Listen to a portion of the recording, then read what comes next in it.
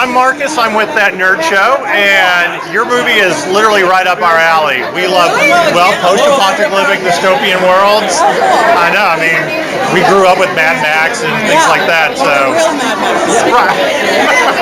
Yes, the Mel Gibson version. Yeah. Not the Mad Max without Mel Gibson. Well, it was an okay film, but if you like Avatar, do not get us started. We could go off on a tangent on that one, or as we like to call it, Dances with Wolves with Blue People. Right.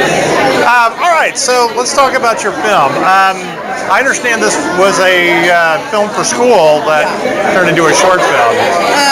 Well, for USC, for the graduate program, you actually do have to make a thesis for production to graduate. So that's what this was.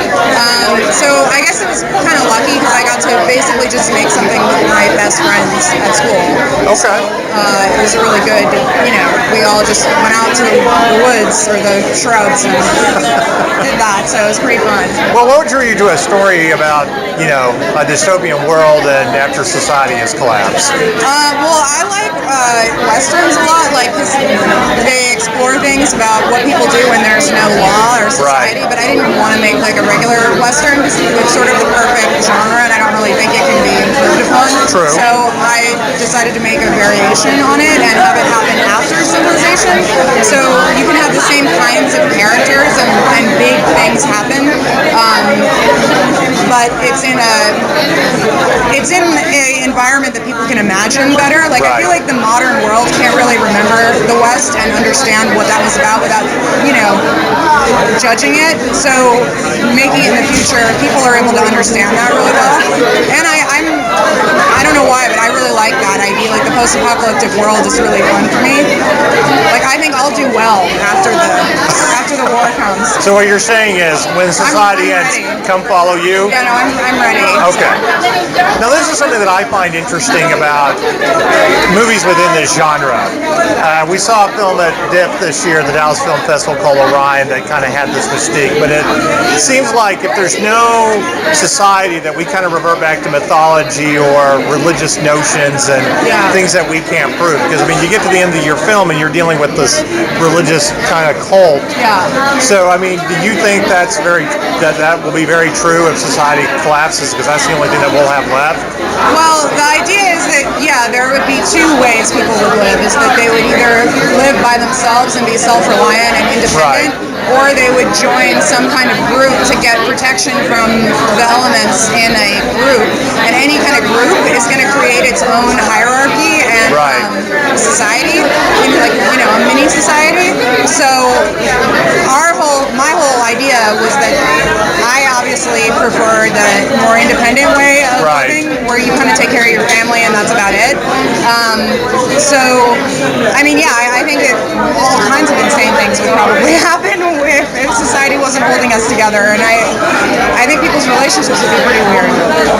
I kind of took it as a commentary on, if you don't have literature or education, that, again, you revert back to mythology more than anything else. So. Yeah, no, the education thing is definitely in there.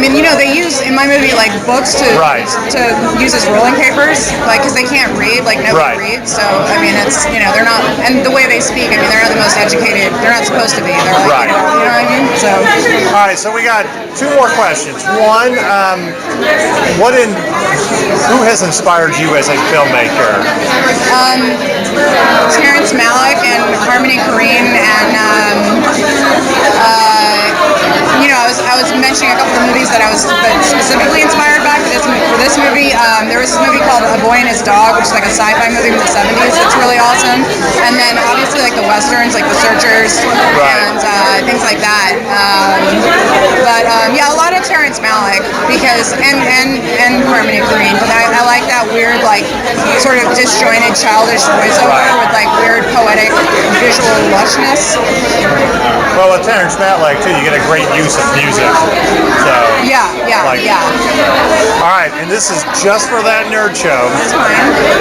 As a filmmaker, if you can be involved in Star Trek or Star Wars, which one would it be and why?